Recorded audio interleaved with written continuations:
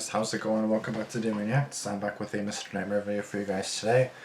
I was hoping to watch a specific video today, but apparently it got deleted. So Mr. Nightmare released about a day ago, or about 2 days ago, Home Alone Horror Stories, and I was really excited for that. But apparently I didn't watch it in time, because now it's gone. It's just gone. So he uploaded a different video instead. I think like 12 hours later he uploaded this video instead. 3 scary true neighbor horror stories, but again I wanted to watch Home Alone horror stories, but it's gone now. Some people did get a chance to react. Some people did get a chance to react to it before it got removed, but I did not. I was gonna do it today, and then now it's just gone. And I'm really sad about that. Like I really wanted to hear the horror stories. Fuck me, man. Whatever. Now we're back instead with, like I just said, neighbor horror stories. So that's good. I haven't watched the Home Alone ones, but you know, whatever. Thanks a lot, Mr. Neighbor. I got my hopes up. Why'd you release the video anyways if you're gonna freaking remove it? Anyways. Maybe it got deleted, but I don't see why his videos would get removed by YouTube or anything, but it's what it is. Okay, so yeah. 3 scary true neighbor horror stories. I haven't really had any scary neighbors, knock on wood, which is fantastic, because again, some people have horrific neighbors, and they're literally a nightmare, so, yeah. That sucks. Anyways, 25 minutes, 37 seconds. Starting. There are some Mr. Nightmare videos I'm still behind on, just so you guys know. But I do still plan to watch, like the Lake House ones, just the true scary stories one, from like 7 months ago or whatever, so. I don't like how they spell neighbor. Well, again, you guys are American, but it's N-E-I-G-H-B-O-U-R. That's how I spell neighbor. At least in Canada, so I don't like it, but it is what it is. Okay, let's go.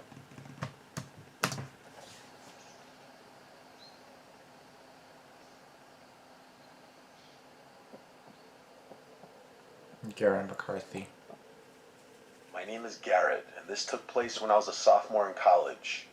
When I didn't get a dorm after freshman year, I scrambled for off-campus housing.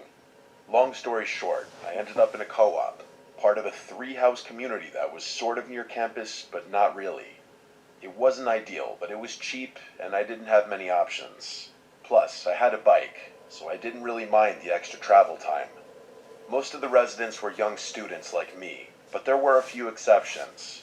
There were a handful of alumni, 1 or 2 TAs, and a few older people getting their degrees later on in life. But the person who immediately stood out to me was an older woman who lived in one of the other houses.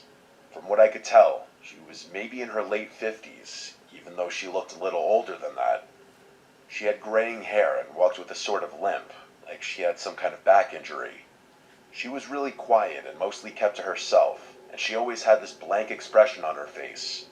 I assumed she had some kind of connection to the university, maybe faculty, or maybe an alumni, but no one explained, and I didn't ask. The first time I saw her do something strange was in our common kitchen, which was a little weird to begin with because the 2 other houses had their own kitchen, so I wasn't sure why she'd be hanging out in ours. She wasn't cooking, or eating, or even talking to anyone.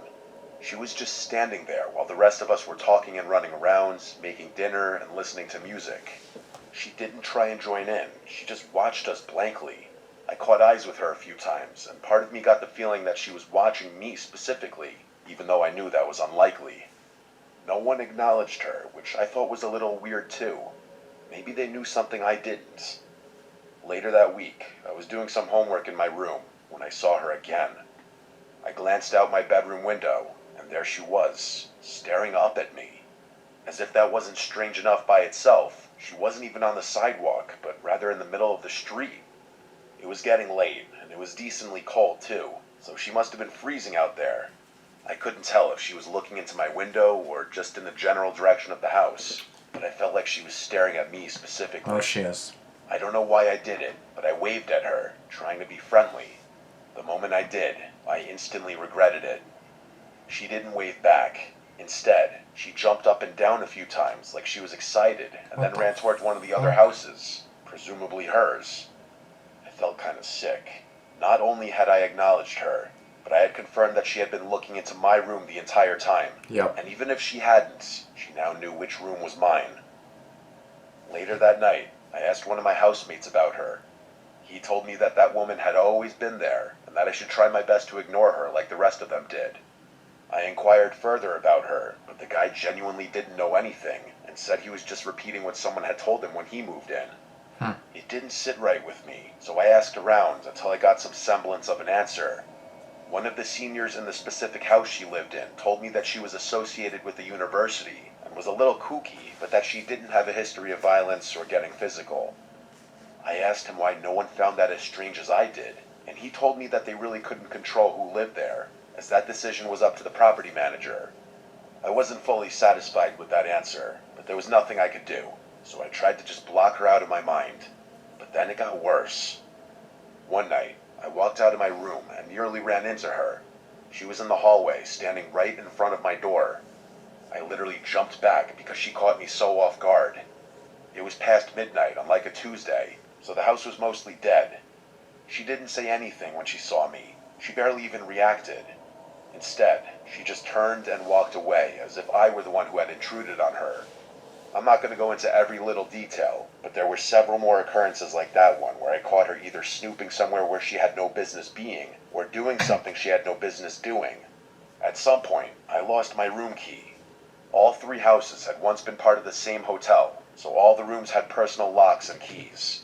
It was a co-op, so most people just left their doors unlocked. But I was someone who couldn't sleep comfortably knowing someone could just walk into my room, so losing my key was a big deal. Everyone had a spare, including me, but I was pissed because I'd have to go make a copy of the key, and that was an extra annoyance I couldn't afford at the time. A few nights later, I woke up randomly in the Oh no, it's not missing that. The old lady stole your key. How much you want to bet? night. I wasn't sure why at first, but then I heard it. There was a soft bumping coming from my closet every 20 seconds or so. It sounded like something shifting behind the door, like something was moving inside of my closet. I'm not one to scare easily, and I'm Hell definitely no. not one to be helpless in a dangerous situation, Hell so I no. was going to deal with this myself. I quietly got out of bed and took a deep breath. I slowly walked over to the closet, trying to keep my breathing under control. My heart was racing. In one fluid motion, I ripped the closet door open and screamed like a crazy person. Just as I expected, the woman was in there. She had one of my ties wrapped around her neck, and her eyes were wide open. She was holding a kitchen knife with her other hand.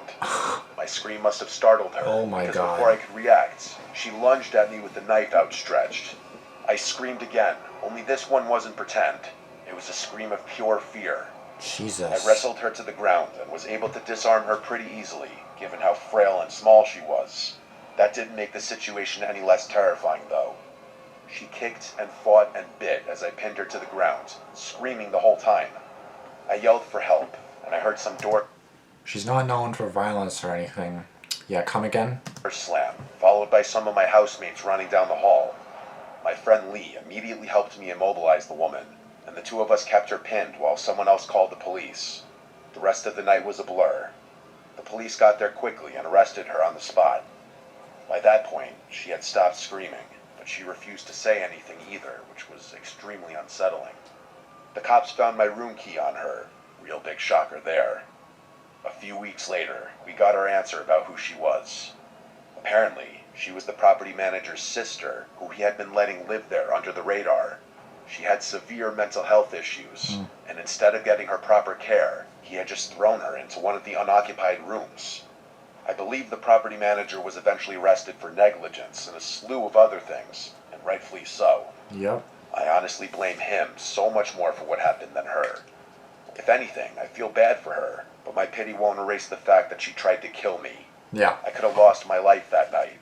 I have no idea why she seemed so interested in me specifically, but I can only hope nothing like that ever happens to me again. I'm graduating soon, and I'm definitely going to miss college, but I don't think I'll ever be able to look back at my time here without thinking about that night.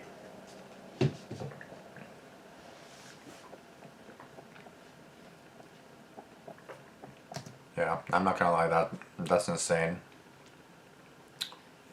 Because you always feel for someone that has like a mental health issue or like a mental health or like any kind of like disability, like you feel for them, right? Because it's like, you know, like you feel bad for them, right? But then when it comes to like the point where they try to murder you, it's kind of like, yeah, you still feel bad, but it's like you almost killed me, so.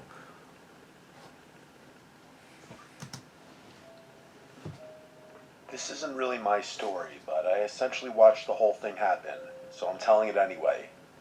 I've lived in a modest two-story home with my husband Benjamin for the better part of 20 years now. 20 years. All of our kids are out living their own lives, and I couldn't be prouder.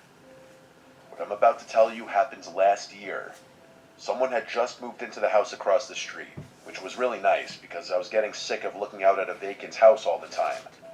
I'm retired, so I spend a lot of time on my front porch, knitting, reading, enjoying the weather with my husband, you name it. I also listen to a lot of true crime podcasts out there, and sometimes I'll just play music. The person who moved into the house across the street was a young guy, maybe mid-20s.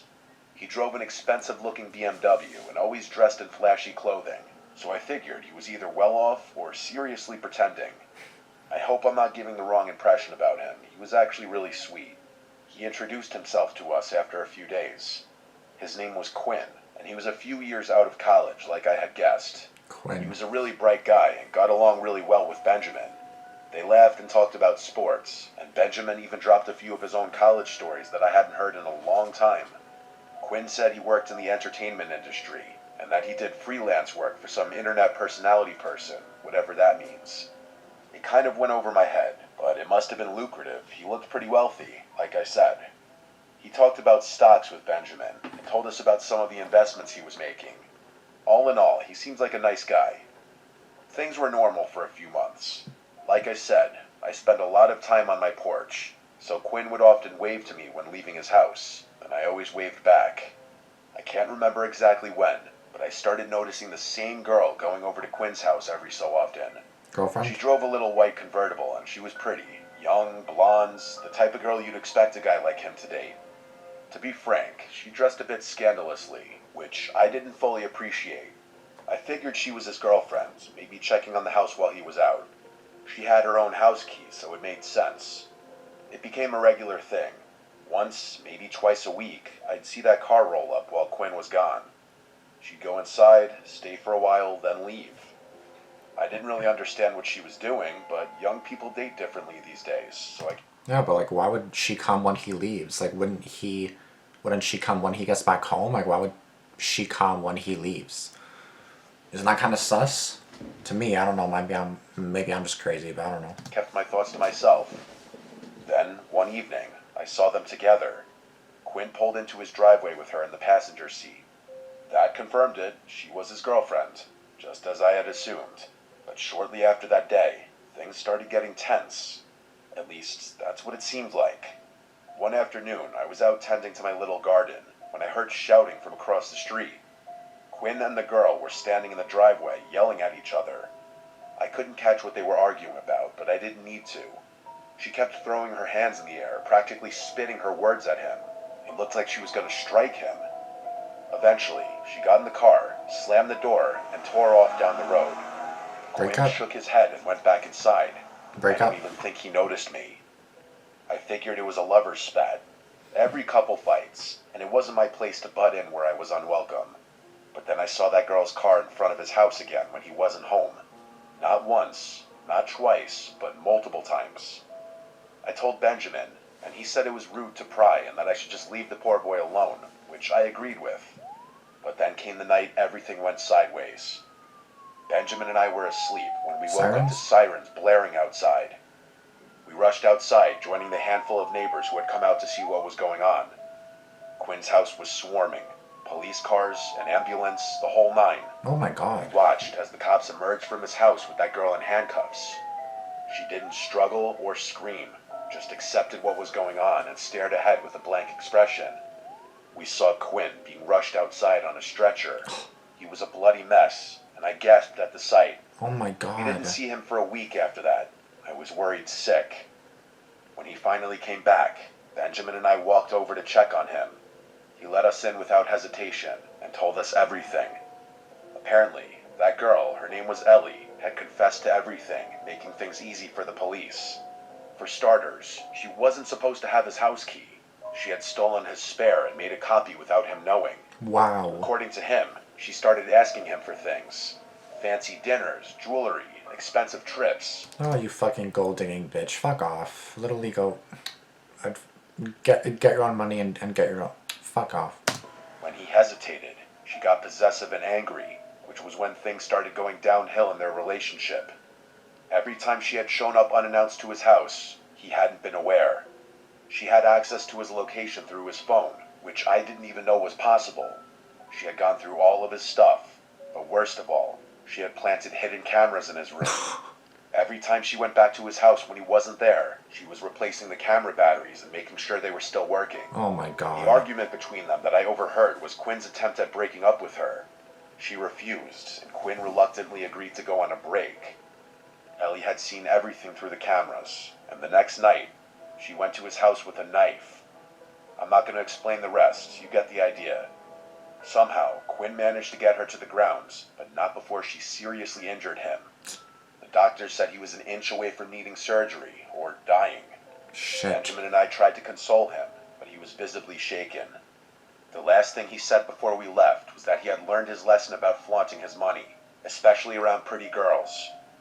He moved out not long after. He said he didn't feel safe in that house anymore, and that his ex had tons of friends just like her, and he didn't feel comfortable with the thought that they might have known where he lived.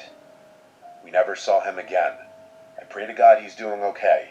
No one should ever have to go through something like that, especially not someone as young as him.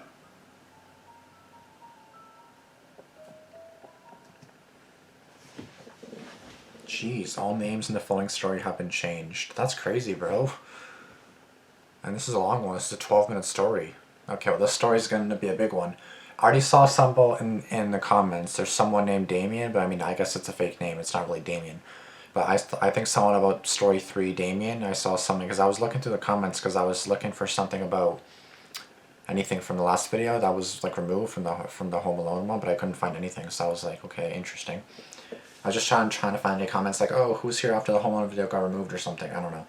I was trying to find some, but I couldn't find anything except for story 3, which apparently story 3, I guess, is going to be crazy. But honestly, yeah, I really hope this Quinn guy is doing good. Obviously, don't fly on your money. Again, sorry I got so angry a few minutes ago. Well, that stupid girl. I just hate gold diggers so much. Like, you literally work so hard for your money, then you just take advantage of it. I want a Chanel bag. I want a Louis Vuitton. Fuck you, bitch. Get your own money. Dumb thought. Like, no, I hate when girls do that. Like, it's so fucking annoying. I guess guys can be gold diggers too, but it's mainly girls. So it's like, girls like that I fucking despise. Get your own fucking money. Freaking lazy bitch. Fuck, I'm sorry. Anyways, chill. It's fine. Okay. Story 3, all names have been changed, anonymous. Let's go. This ought to be interesting.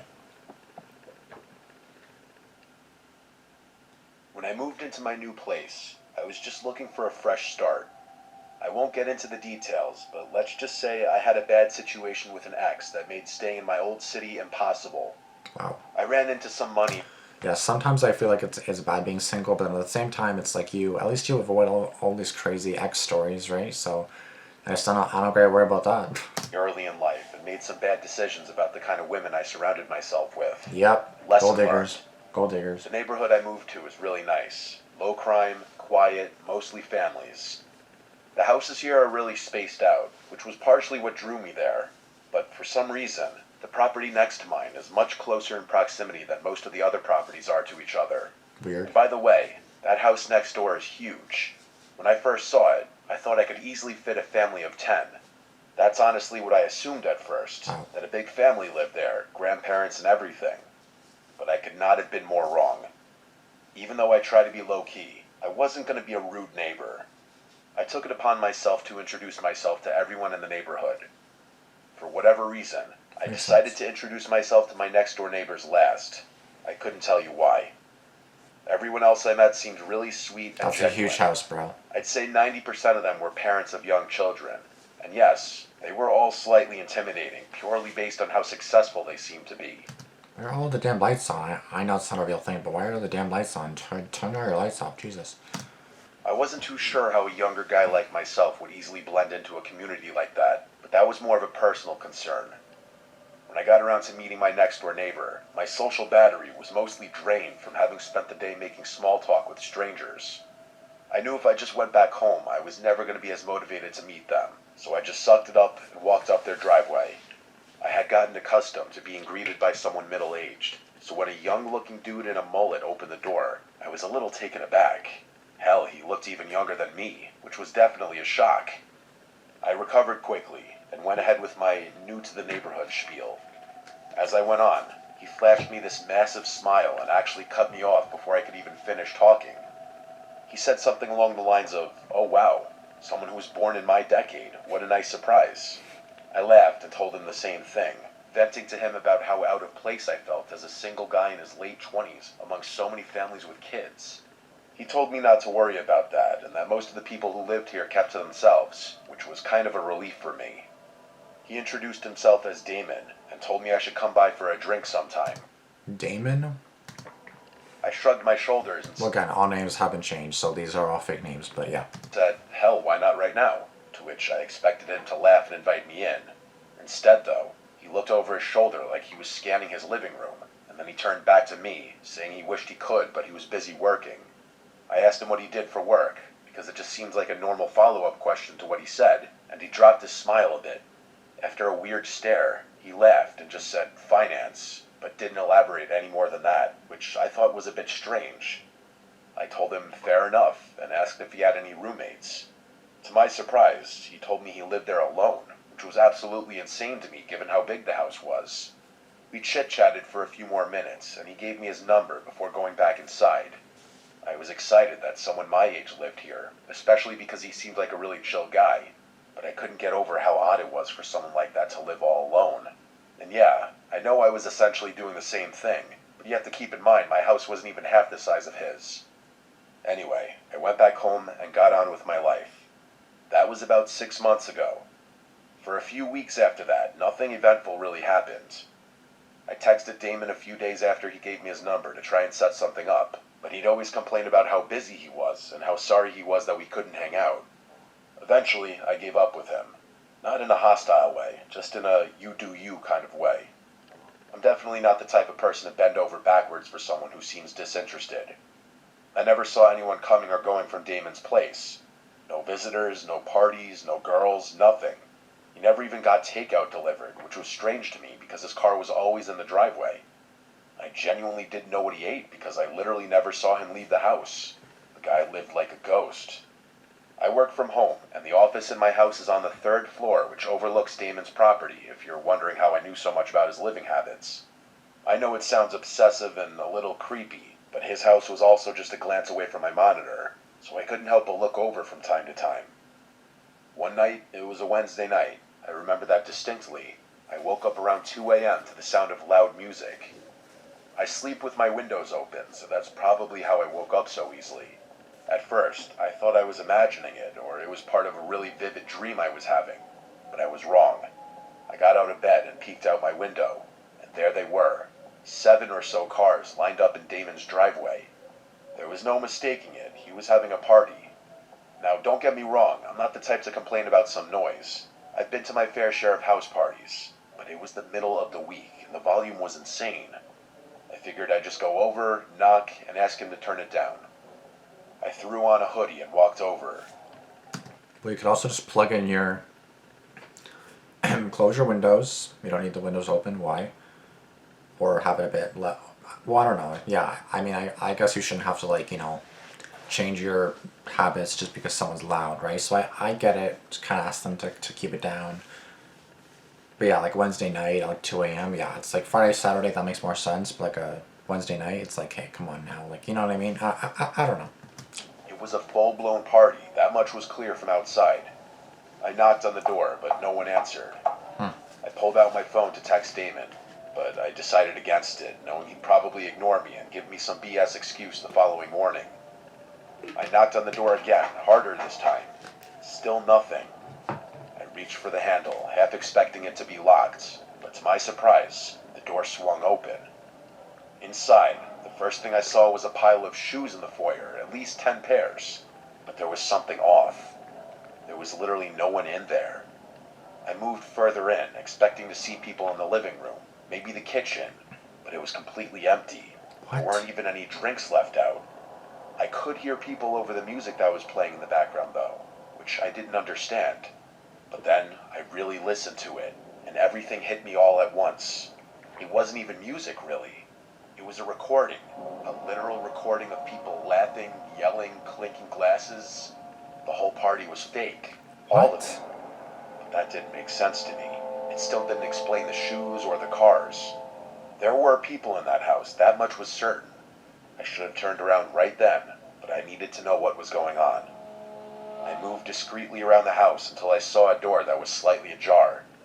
I gently pushed it open, and it led down to the basement. I'm not sure how I knew, but something told me what I was looking for was downstairs. It was dark down those stairs, with the exception of a very faint light coming from somewhere I couldn't see. There was no reason to go down there. I knew that, but I did it anyway. I got to the bottom of the stairs and looked around. The light was coming from another door somewhere deeper in the basement. I crept towards it, and as I got closer, I started to pick up on another noise I hadn't been able to hear earlier over the music. It sounded almost mechanical. It was this heavy, rhythmic grinding, like heavy machinery or a buzzsaw or something. I got a little closer, close enough to see through the crack. There were 3 people standing in there, looking across the room at something that was out of view.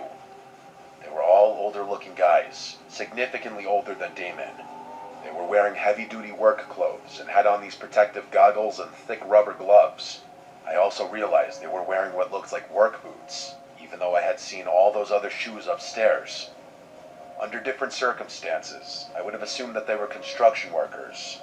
I really wanted to see what they were looking at, but it was too far out of view. After a few seconds of me just standing there, I started to pick up on this awful bleach smell, or some kind of cleaning solution. That's what did it for me. I started to feel this awful pit in my stomach, like my life was in danger. I can't explain it. I turned to leave, trying to be as quiet as possible. Yeah, because I saw some about a comment saying, yeah, Damon's dead. And honestly, I feel like I agree. I feel like they chopped up his body or did something to him, bro. That's crazy. As I was finding my way back to the stairs, the light from behind me suddenly dimmed, like someone had shut the door behind me. I didn't actually hear the door over the music, but I felt it. I sprinted up the stairs as fast as I could. I ran through the house and burst out the front door. I didn't run directly to my house. I jumped my own fence and made it to the backyard. I slipped in through my side door, locking it behind me. My chest was pounding, but under no circumstances could I let Damon or any of those other guys know it was me who had been snooping around. I gathered myself and went up to my office, making sure all the lights up there were off. I crouched down below the window and peeked over at Damon's house. There was no one there. But then, a few minutes later, the front door flew open and like 8 guys poured out, scanning the yard, the driveway, the street, but Damon wasn't with them. I could tell because everyone looked older, like those first guys I had seen. A few of them looked like they were arguing about something, but I couldn't make out what they were saying. One of the men actually shoved one of the other ones, and I thought they were about to start fighting in the street, but they didn't. Eventually, they all went back inside, and the music stopped soon after that. I stood at the window, trying to make sense of what had just happened. I thought about calling the cops, but what would I even say? The music wasn't playing anymore, and there was no real crime I could actually report. The thing I couldn't understand was how none of my other neighbors had a problem with the loud music, especially since most of them had children. I figured if they hadn't been able to hear it, and I called the police, Damon would know it was me. And the shoes, I had no idea what that was about either. The people I had seen were all wearing boots. So did they bring extra pairs of shoes just to leave in the foyer? I had too many questions, and I didn't know what to do, so I just went to bed. The next morning, I woke up and looked out my bedroom window. Every single car was gone, including Damon's. I went upstairs to try and get some work done, but I couldn't concentrate and found myself looking over at Damon's house every 5 seconds. After a few hours of his car not being there, I decided to go for a walk, partly to clear my head, but mostly to take some low-key glances through his windows. Nothing, though. Days passed and Damon still didn't return, or his car didn't at least. I was baffled with every passing day. I still couldn't figure out how my other neighbors had been able to sleep through all the noises that night, so I just straight up asked them. I went to a few houses and asked them if they had heard the party he had a few nights ago. No one knew what I was talking about, even after I told them which house it was coming from and how late it was. I thought I was going crazy. That was a few months ago now. The crazy thing is Damon still hasn't returned, and it's clear no one is maintaining his house, as the grass is starting to get really long, and there's an untouched pile of packages leaning against his front door. I don't know what to make of this. It could be nothing, but I feel like no one would go to such lengths to disguise what they were doing with a fake party, unless it was something illegal. But would people going to such lengths really forget something as important as locking the front door? Maybe that's what those guys had been arguing about. I really have no idea, and the fact that none of my other neighbors seemed bothered by it makes me think I'm involved in some huge conspiracy or something. I know I'm just being paranoid, but I just have so many unanswered questions. When Damon returns, if he ever does, I'm debating whether or not I should just go and straight up ask him.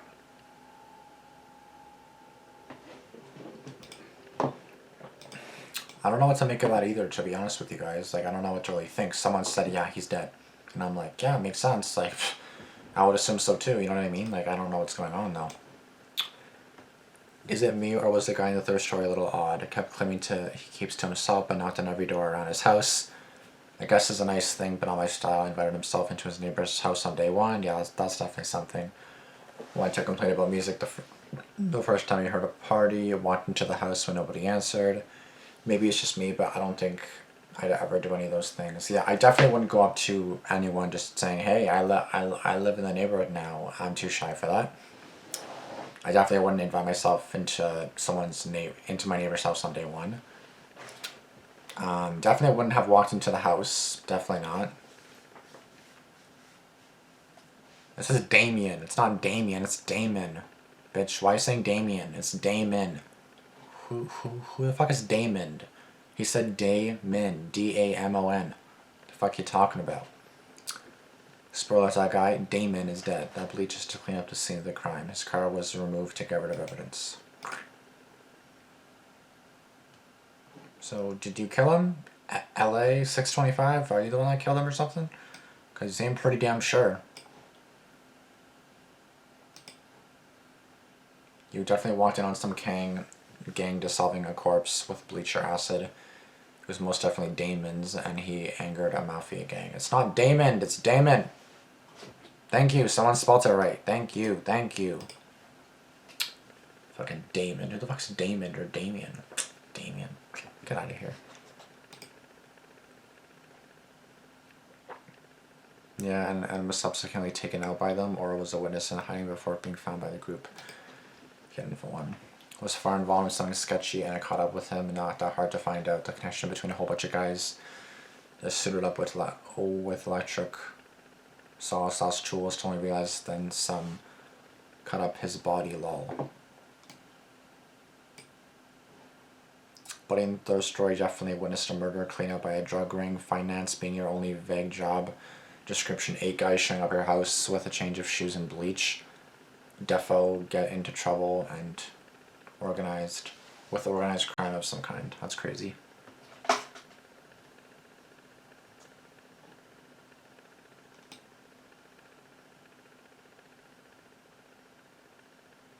I like how the third story starts as if it is a direct continuation of the second story.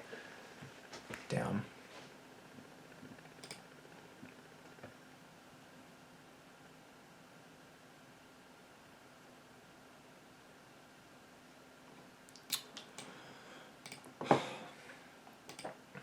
Thank you guys so much for watching. If you guys enjoyed the video, please be sure to give it a like, comment down below, be sure to subscribe, turn on post notifications, and do all that good stuff. I'm still pissed that the whole video was removed, because I see people that have reacted to it already, and I'm kind of like, well, what do I do?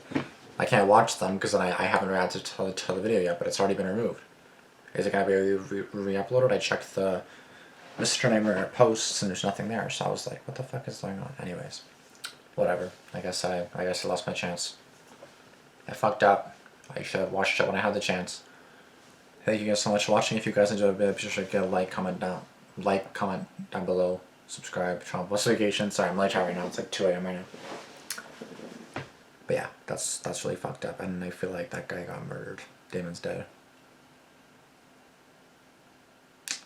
Honestly, I feel bad for some people because like you join the wrong gang and then you're dead. That's it. Then you're dead. Then you've got no other option. Like YOLO. You just got one chance, and then you're dead. It's crazy. Anyways, I'll see you guys later. Deuces.